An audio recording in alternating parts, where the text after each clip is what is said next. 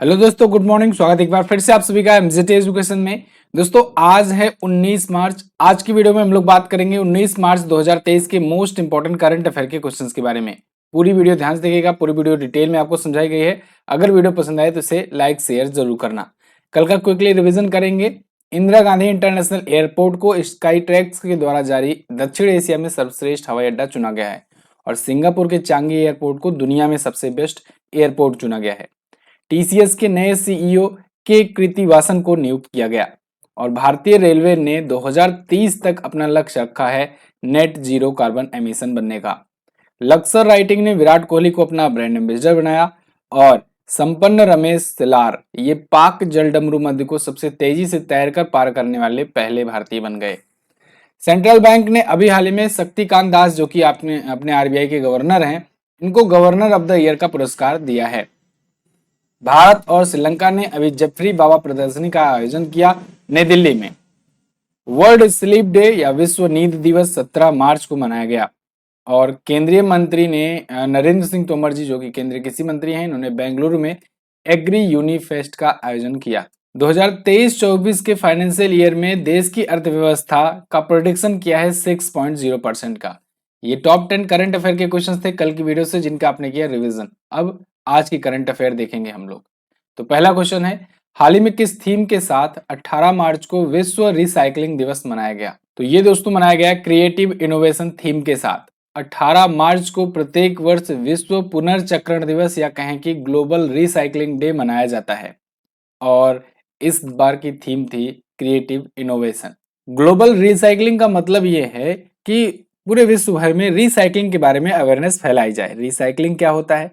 जैसे आप कोई एक प्रोडक्ट यूज किए, कोई सा भी प्रोडक्ट, हर जगह की रिसाइकलिंग की बात कर रहा हूं, कोई भी एक प्रोडक्ट आप यूज किए तो वो यूज करने के बाद आप उसको थ्रो आउट कर देते हो। क्या उस प्रोडक्ट को आपने कभी सोचा ये कि क्या इसको दूसरे काम में यूज किया जा सकता है? जैसे फॉर एग्जांपल कोई प्लास्टिक का चीज है तो आप प्लास्टिक का बर्तन यूज करते हो या कुछ भी यूज करते हो, प्लास्टिक का कोई प्रोडक्ट, उसका डिब्बा है, कुछ भी है, यूज करने के बाद उसको थ्रो आउट कर देते हो। उस प्लास्टिक को दोबारा जब कबाड़ वाला ले जाता है तो उसको रिसाइकल किया जाता है, यानी उसको दोबारा से मेल्ट किया जाता है और उसके बाद उसी प्लास्टिक का एक बार फिर से एक नया शेप दे दिया जाता है। ठीक है, तो ये है रिसाइकलिंग, जिससे वो दोबारा से यूज में आ जाता है। तो इसी रिसाइकलिंग के बारे में अवेयरनेस फैलाने के लिए ये दिवस मनाया जाता है, क्योंकि अगर ये रिसाइकलिंग होती रहेगी तब उतने ही प्लास्टिक का यूज होगा।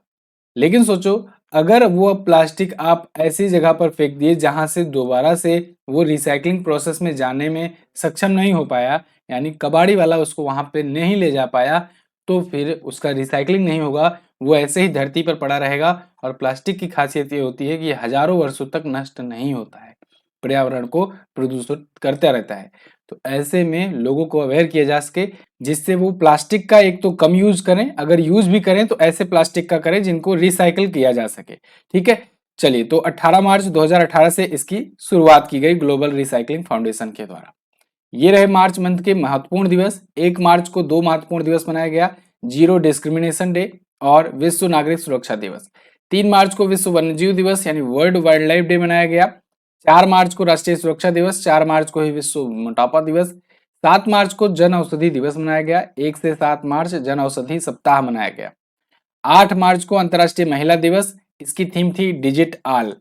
नो स्मोकिंग डे इस बार 8 मार्च को मनाया गया, मार्च के दूसरे बुधवार को मनाया जाता है। ऐसे ही विश्व किडनी दिवस मार्च के दूसरे गुरुवार को मनाया जाता है और इसकी थीम बड़ी पूछी जाती है। इस बार की थीम थी किडनी हेल्थ फॉर ऑल।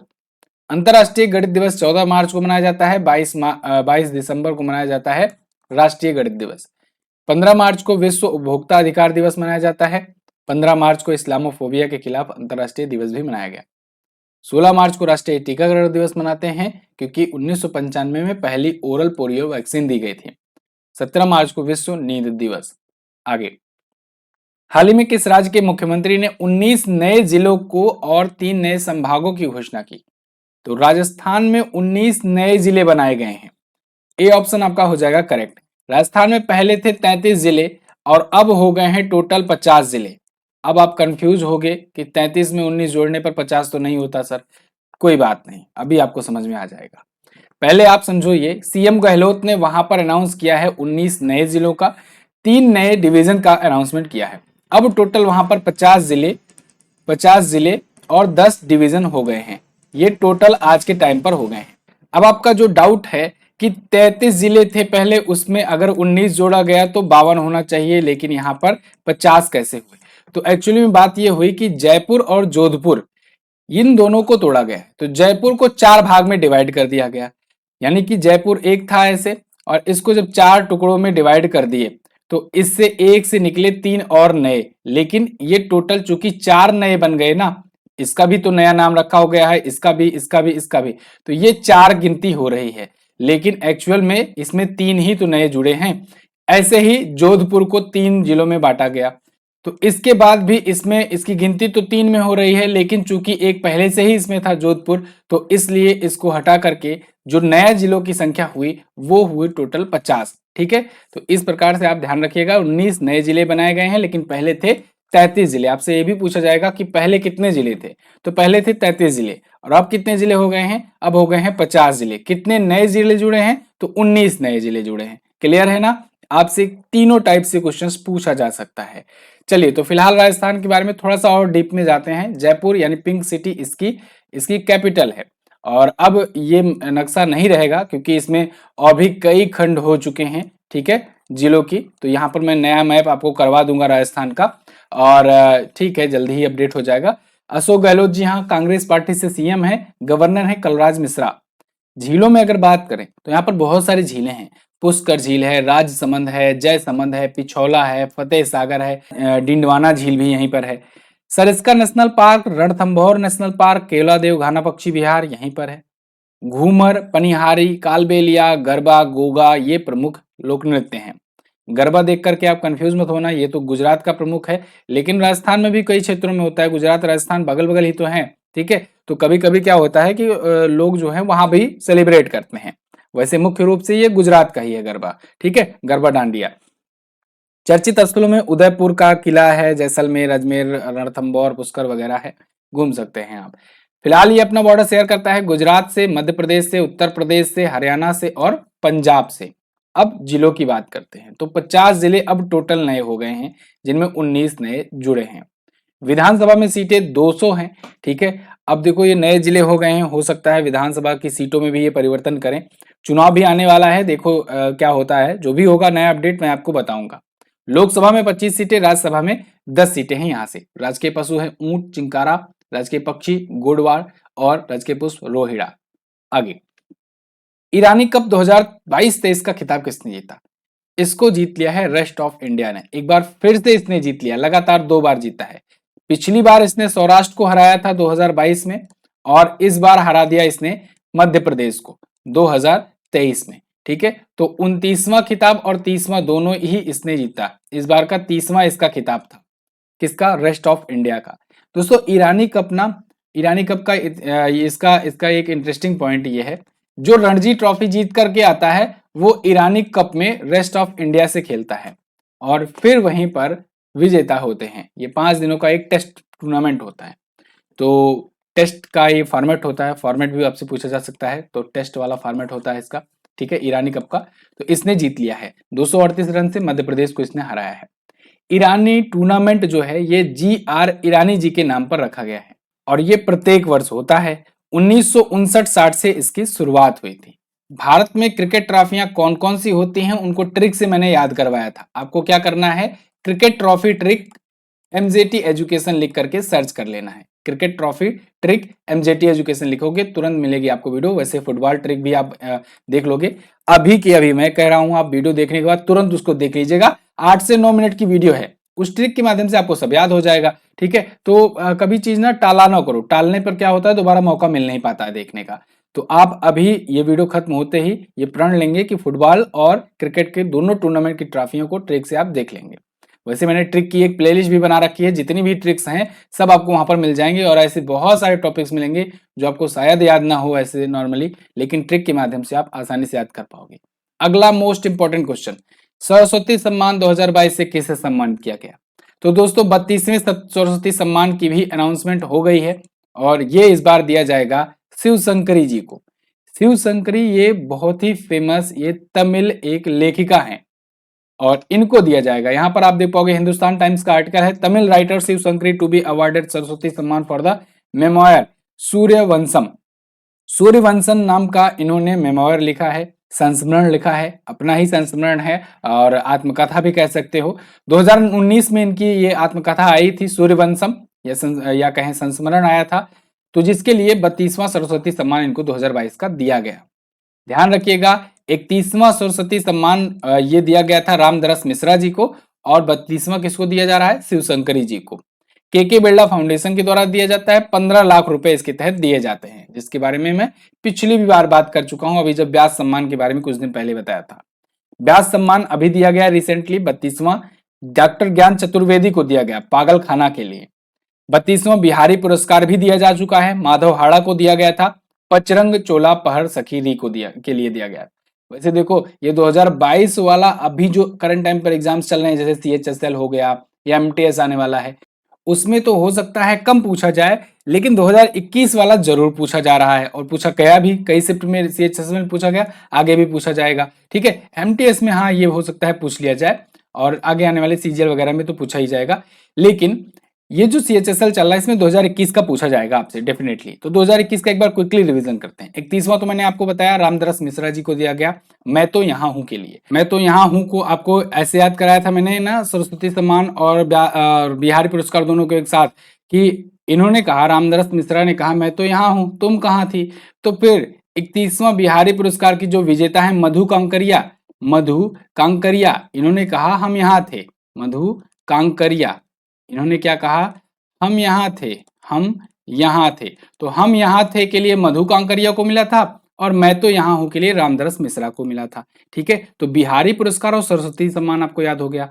अच्छा, इसके बाद महाबली नाटक के लिए किसे मिला था, महाबली नाटक के लिए असगर वजाहत को मिला था, असगर वजाहत को मिला था। क्या मिला था, इनको मिला था क्या, व्यास सम्मान मिला था। कब के लिए, 31वां व्यास सम्मान मिला था पिछली बार के लिए। ठीक है, तो पिछली बार भी वाला याद हो गया सब, और इस बार भी वाला याद हो गया। कंफ्यूज मत होना, बहुत इंपॉर्टेंट है, रिपीट करके नोट डाउन कर लो चाहे। ठीक है, एक नोट्स में अपने इसको डाल लो लास्ट में, साहित्यिक सम्मान, ये तीनों तो पूछा ही जाता है डेफिनेटली, और तीनों ही 1991 में शुरू किया गया था, तीनों ही 1991 में शुरू किया गया था, और तीनों ही दिया जाता है के बिरला फाउंडेशन के द्वारा। आगे, हाल ही में किसके द्वारा लिखित पुस्तक Vipin the man behind uniform को प्रकाशित किया गया।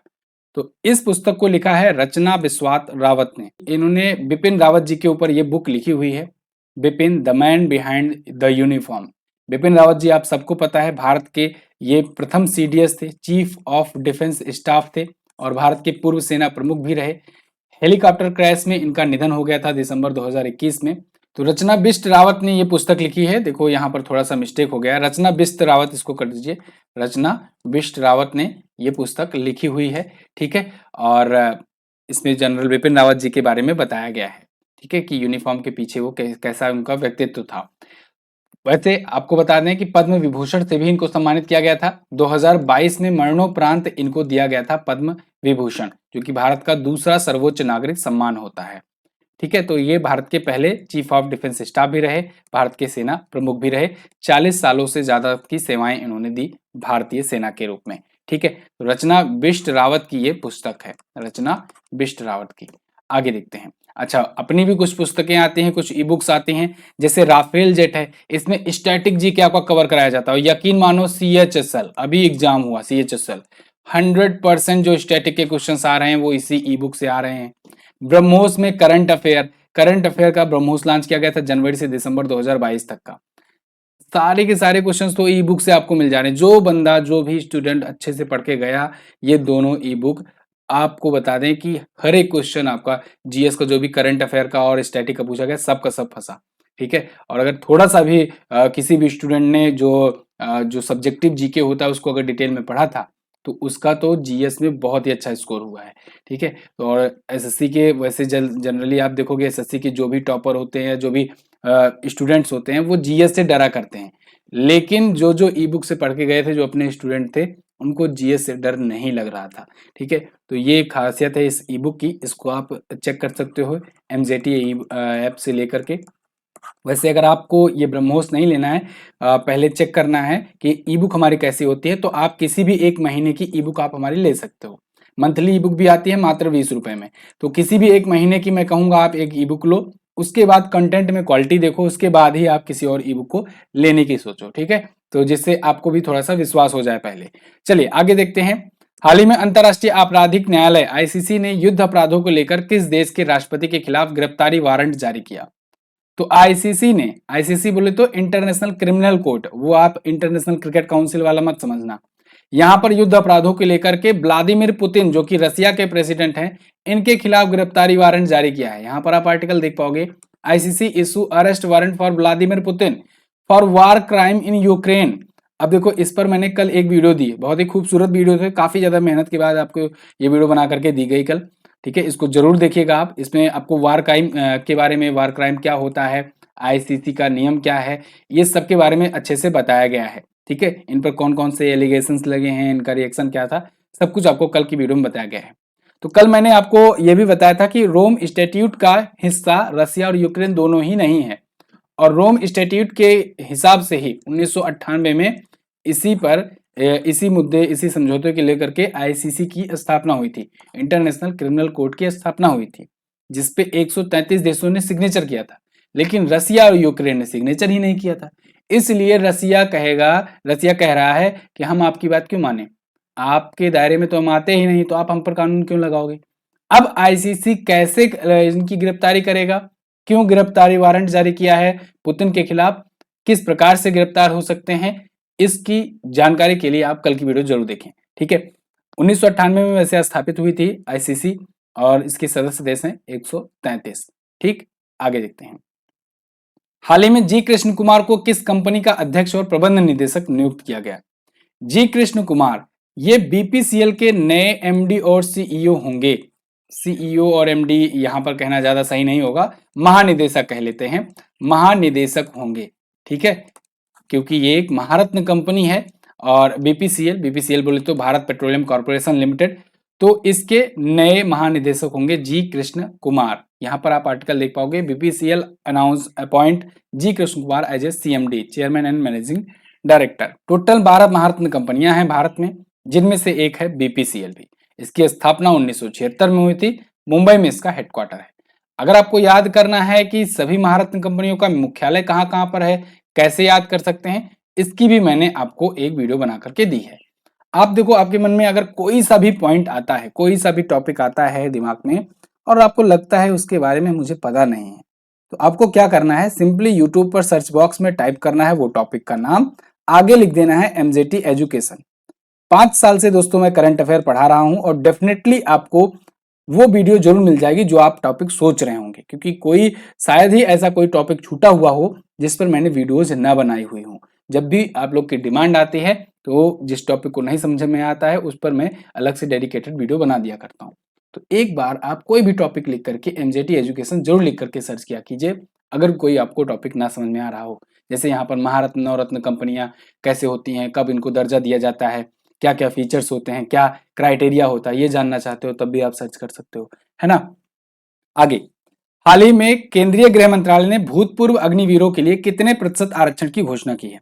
तो केंद्रीय गृह मंत्रालय ने अभी हाल ही में भूतपूर्व अग्निवीरों के लिए सीआईएसएफ में 10% आरक्षण की घोषणा की है। जैसे कि अनाउंस किया गया था कि सीआरपीएफ हो, बीएसएफ हो, इन सब में भी दिया जाएगा, वैसे ही गृह मंत्रालय ने कहा कि सीआईएसएफ में भी देंगे। गृह मंत्रालय के तहत आने वाली ये फोर्सेज में ये भी हिस्सा है। गृह मंत्रालय के तहत कौन कौन सी फोर्सेज आती हैं? सीएपीएफ आती है। सीएपीएफ मतलब सेंट्रल आर्म पुलिस फोर्सेस, और इसी के तहत सीआईएसएफ, एसएसबी, बीएसएफ, सीआरपीएफ, ठीक है, असम राइफल्स, हालांकि इसको बीच में हटाया गया था, इसके बाद फिर एनएसजी, बहुत सारे ऐसे फोर्सेस आते हैं, 7 प्रकार की टोटल फोर्सेस होती हैं। तो इन सभी में 10-10% आरक्षण दिया जाएगा, यानी 10% सीटें आरक्षित रहेंगी अग्निवीरों के लिए। अग्निवीर योजना आपको पता है 2022 में केंद्र सरकार ने इसे अनाउंस किया था, और इसके तहत 17 से 21 वर्ष तक के युवाओं को 4 साल के लिए अग्निवीर के रूप में भर्ती किया जाना था सेनाओं में, ठीक है। और उसके बाद 4 साल के बाद उनको उनमें से 25% को रिटेन करके बाकी को 75% को निकाला जाता है वहां से। तो जो 75% वहां से निकलते हैं उनको 10-10% सीटें आरक्षित मिलेंगी। कहां कहां पर? अलग अलग विभागों में, सीएपीएफ में, यानी कि गृह मंत्रालय के तहत आने वाली फोर्सेस के अलग अलग विभागों में, जैसे सीआईएसएफ हो गया, बीएसएफ हो गया, सीआरपीएफ हो गया, एसएसबी हो गया, इन सब में। ठीक है, तो ऐसे ही अभी गृह मंत्रालय ने सीआईएसएफ के लिए भी अनाउंस कर दिया, क्योंकि सीआईएसएफ अभी तक के लिए अनाउंस नहीं था। सीआईएसएफ क्या होता है? ये सेंट्रल इंडस्ट्रियल सिक्योरिटी फोर्सेज होता है। जो इंडस्ट्रियल होते हैं क्षेत्र ना, उनमें जो सिक्योरिटी फोर्सेस काम करती हैं वो सीआईएसएफ के होते हैं। जैसे अभी मैंने बीपीसीएल की बात करी, ये भी तो एक इंडस्ट्री है बीपीसीएल, क्योंकि एक महारत्न कंपनी है। तो इसके भी सुरक्षा के लिए कुछ फोर्स होंगी, तो जो इसकी सुरक्षा के लिए जो फोर्स होगी वो सीआईएसएफ की होगी। समझ में आ रहा है बात? चलिए आगे बढ़ते हैं। अगला, हाल ही में जारी वैश्विक आतंकवाद सूचकांक में पहले स्थान पर कौन है? तो कौन है जी? अफगानिस्तान, जहां पर सबसे ज्यादा आतंकवाद के मामले आए हैं या उसकी वजह से लोगों की मृत्यु हुई है। अभी वैश्विक आतंकवाद सूचकांक में यही सब बताया गया है। टेररिज्म इंडेक्स जारी किया गया। ग्लोबल टेररिज्म इंडेक्स में इसमें पॉइंट्स के आधार पर यह डिसीजन लिया गया कहां कहां पर किसको किसको कितने ज्यादा पॉइंट्स मिले। तो अफगानिस्तान यहां पर टॉप पर रहा 8.8 स्कोर के साथ। बुर्किना फासो ये सेकंड पर रहा। सोमालिया रहा तीसरे पर। फिर माली, सीरिया, छठे पर रहा पाकिस्तान। ठीक है, टॉप 10 में ये भी शामिल है। फिर Iraq, Nigeria, Myanmar, Niger, Cameroon, Mozambique और 13वें स्थान पर रहा अपना प्यारा भारत। टॉप 25 की ही लिस्ट जारी की गई थी और टॉप 20 में भी भारत का स्थान रहा 13वें पर। ठीक है, और यानी कि भारत की भी स्थिति गड़बड़ थी। यहां पर भी आतंकवाद की घटनाएं देखने को मिली 2022 में। इसको जारी किया किसने? Institute for economic and peace ने, यानी आईईपी ने। आगे देखते हैं। हाल ही में प्रसिद्ध क्रिकेट कोच तारक सिन्हा का निधन हो गया। ये निम्न में से किस पुरस्कार से सम्मानित थे? तो ये प्रसिद्ध क्रिकेट कोच हैं, तो कोच को कौन सा सम्मान मिलता है? द्रोणाचार्य पुरस्कार मिलता है। तारक सिन्हा जी बहुत ही फेमस ये क्रिकेट कोच रहे हैं। इन्होंने बहुत बड़े बड़े खिलाड़ियों को दिया है। जैसे यहाँ पर आप देख पाओगे ऋषभ पंत, ये भी इनमें से एक एग्जाम्पल है। ऋषभ पंत के अलावा आशीष नेहरा, शिखर धवन, ठीक है, अंजुम चोपड़ा, आकाश चोपड़ा, ये सभी जो प्रमुख जो फेमस बेहतरीन क्रिकेटर बने, इन्हीं की कोचिंग से निकल करके बने थे। ठीक है, 2018 में इनको द्रोणाचार्य पुरस्कार से सम्मानित किया गया। द्रोणाचार्य पुरस्कार ये कोच को दिया जाता है, जो खिलाड़ियों के कोच होते हैं, जो ट्रेनिंग देते हैं, उनको दिया जाता है। जबकि अर्जुन पुरस्कार जो होता है वो खिलाड़ियों को दिया जाता है। क्लियर? ये टॉप 10 क्वेश्चन थे आज की वीडियो से। अगर आपको ये करंट अफेयर समझ में आती हो, अगर आपको लगता हो कि मेरा पढ़ाया आपको समझ में आ जाता है और याद हो जाता है चीजें लॉन्ग टर्म के लिए, तो आप चैनल को सब्सक्राइब जरूर कर लो। बहुत सारे लोग वीडियो देखते हैं, रोजाना देखता हूं मैं, लेकिन सब्सक्राइब नहीं किए हुए हैं चैनल को सब्सक्राइब जरूर कर लो, जिससे ये डिलीवर मैं ही कर दिया करूं वीडियो आपके पास। ठीक है ना, आपको ढूंढने की जरूरत ना पड़े। रोज आते हो, सर्च करते हो, उसके बाद वीडियो देखते हो। वीडियो मेरे थ्रू आपके पास नोटिफिकेशन के जरिए चला जाया करे, तो सब्सक्राइब जरूर कर लो दोस्त। आगे कल मैंने पूछा था डीपीटी का फुल फॉर्म डिप्टीरिया, पार्टुसिस और टेटनस होता है। भारत बांग्लादेश के बीच भी रेड क्लिफ रेखा लगती है और भारत और पाकिस्तान के बीच भी रेड क्लिफ रेखा ही लगती है, क्योंकि रेड क्लिफ ने ही दोनों को पार्टीशन के समय अलग किया था। आगे, central bank of the year का अवार्ड किस देश के नेशनल बैंक को दिया गया, ये आपको आज बताना है। और हेनले पासपोर्ट इंडेक्स में भारत किस स्थान पर है इस बार, ये आपको बताना है। कमेंट कीजिएगा। दोनों क्वेश्चंस बहुत ही आसान है, बहुत ही आप आसानी से आंसर कर पाओगे अगर कल की वीडियो देखे होगे तो। इसकी क्विज पीडीएफ ये सब आपको प्रोवाइड की जाती है बिल्कुल फ्री में, कोई पैसे नहीं लिए जाते हैं। फ्री पीडीएफ, फ्री ई बुक, डिटेल कंटेंट आपको दिया जाता है, तो आप एमजेटी ऐप पर सारी चीजें प्राप्त कर पाओगे। क्विज जरूर लगा लिया करो, वीकली, मंथली, ईयरली, ठीक है, डेली, सारा क्विज आपको यहाँ पर मिलता है, तो आप इनका फायदा उठाइए। ई बुक आपको यहाँ पर मिल जाएगी, हमारे वीडियो कोर्सेज यहाँ पर मिल जाएंगे, और मैं मिलूंगा आपको कल। चलिए बहुत बहुत धन्यवाद, मिलेंगे अगली वीडियो में, तब तक के लिए नमस्कार, जय हिंद, वंदे मातरम।